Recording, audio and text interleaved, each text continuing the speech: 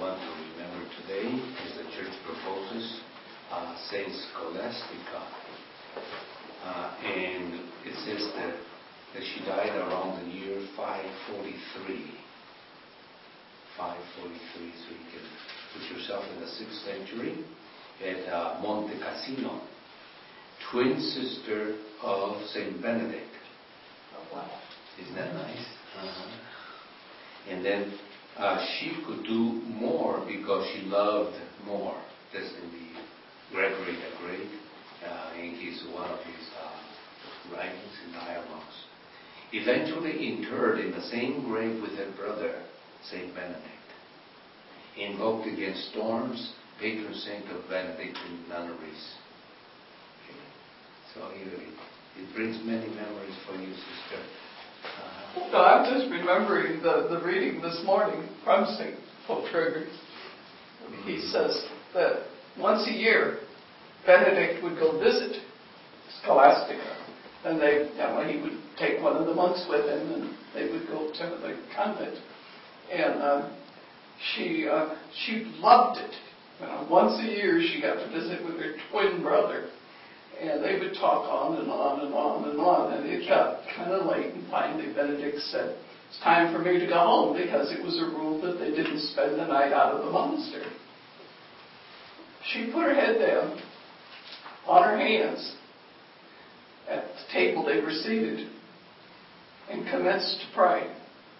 She didn't even get her head up. And the most violent of storms happened, which is why she's patroness of them. And Benedict and his companion could not leave.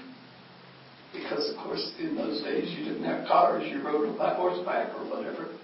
And so he said, "Sister, what have you done?" She said, "Well, I asked you to stay and you wouldn't. So I asked my Lord and he wouldn't." And that's why so much of what they're saying in that introduction is included in that little story from the reading this morning. Invoked against storms. Or for storms. That's right. Okay. And then we have the gospel. Today we're just following the ordinary time reading, so we can have the sequence of the continuation of the creation, different stories of the way, different creations, different narrations. And what we could say here about the unity that man and woman form in marriage, and the way that God intended, is that there's such a unity. Now, you can see in this the creation, man and woman, that first of all, God takes compassion, and He says, "I will make a suitable partner for him." It is not good for the man to be alone. In other words, responding to that kind of compassion, and so He creates then the woman. Now, in Hebrew, the word man is ish, and then woman is isha.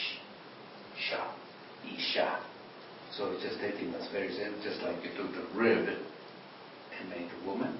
So also the very word itself, isha, woman. So you can see how to make that one unity. In English, it's pretty close.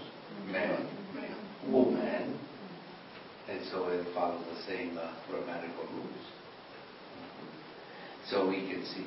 And we'll continue then with the Eucharist, so that we may be on time for our next meeting too, and you don't have to be fidgeting. But we'll continue asking the Lord for many of these blessings. The intercession of Saint Scholastica, and also of her twin brother Benedict.